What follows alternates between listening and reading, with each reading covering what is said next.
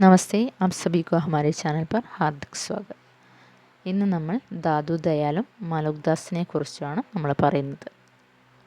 അപ്പോൾ ഇവരൊക്കെ ആരാണ്? ജ്ഞാനശ്രീ ശാഖയിലെ പ്രമുഖ കവികളാണ്.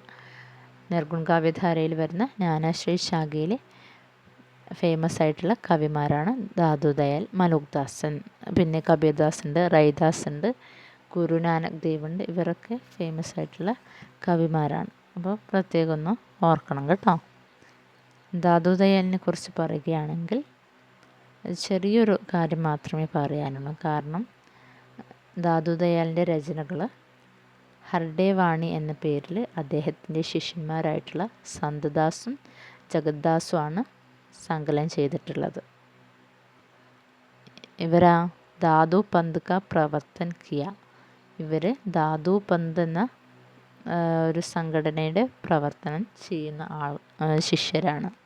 ദാദു പന്ത് എന്ന പേരിൽ പ്രവർത്തിക്കുന്ന ശിഷ്യഗണമാണ് സന്തദാസും പിന്നെ ജഗദ്ദാസും. അപ്പോൾ ഈ രണ്ട് ശിഷ്യന്മാരാണ് ഹർഡേ വാണി എന്ന പേരിൽ അദ്ദേഹത്തിൻ്റെ രചനകൾ സംഗ്രഹിച്ചത്. മനസ്സിലായോ? അപ്പോൾ ഹർഡേ വാണി ഒന്ന് ഇമ്പോർട്ടൻ്റ് ആയിട്ടൊന്ന് ഓർത്തു വെക്കുക. ദാദു ദയാലിനെ കുറിച്ച് പറഞ്ഞാൽ ഹർഡേ വാണിയാണ്, സന്തദാസും ജഗദ്ദാസും അദ്ദേഹത്തിൻ്റെ ശിഷ്യന്മാരാണ്. ദാദുപന്തിൻ്റെ പ്രവർത്തനം ചെയ്തവരാണ് സന്തദാസും ജഗദ്ദാസും. ക്ലിയറായി എന്ന് വിചാരിക്കുന്നു. നെക്സ്റ്റ് മാലോക്ദാസാണ്. മാലോക്ദാസിൻ്റെ ജന്മസ്ഥാനം എന്ന് പറയുന്നത് ഇലാഹാബാദ് ജില്ലയിലെ കട എന്ന ഗ്രാമത്തിലാണ്. ഇലാഹാബാദ് ജില്ലയിലെ കട എന്ന ഗ്രാമത്തിലാണ് മാലോക്ദാസ് ജനിച്ചത്. അദ്ദേഹത്തിൻ്റെ രചനകൾ ഒരു 11ഓളം വരുന്നുണ്ട്. ജ്ഞാനബോധ്, രതൻ ഖാൻ, ഭക്തി വിവേക്, ധ്രുവചരിത്, ഭക്ത് ഭച്ചാവലി, ഭക്ത് വിരുദാവലി, പുരുഷ് വിലാസ്, അവതാർ ലീല, ബാരഹ്ഖടി, ബ്രജ് ലീല, ഗുരുപ്രതാപ്, അലഖ്വാനി. അപ്പോൾ ഇത്രയും 11ഓളം രചനകളാണ് മാലോക്ദാസിൻ്റെ വരുന്നത്.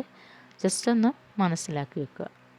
അപ്പോൾ നമ്മൾ നിർഗുൺ കാവ്യധാരയിലെ ജ്ഞാനശ്രീ ശാഖയിൽ വരുന്ന കബീർദാസ്, റൈദാസ്, ഗുരുനാനക് ദേവ്, ദാദു ദയാൽ, മാലോക്ദാസ് 5 കവിമാരെ കുറിച്ച് നമ്മൾ പറഞ്ഞു കഴിഞ്ഞു. 3 വീഡിയോസിലായിട്ട് നമ്മൾ ജ്ഞാനശ്രീ ശാഖ കംപ്ലീറ്റ് ആയിട്ട് പറഞ്ഞു കഴിഞ്ഞു. ഇമ്പോർട്ടൻ്റ് ആയിട്ടുള്ളത് മാത്രമാണ് പറഞ്ഞിട്ടുള്ളത്. അപ്പോൾ നെക്സ്റ്റ് വീഡിയോയിൽ നമ്മൾ വർണ്ണമാലയാണ് ചെയ്യാൻ പോകുന്നത്.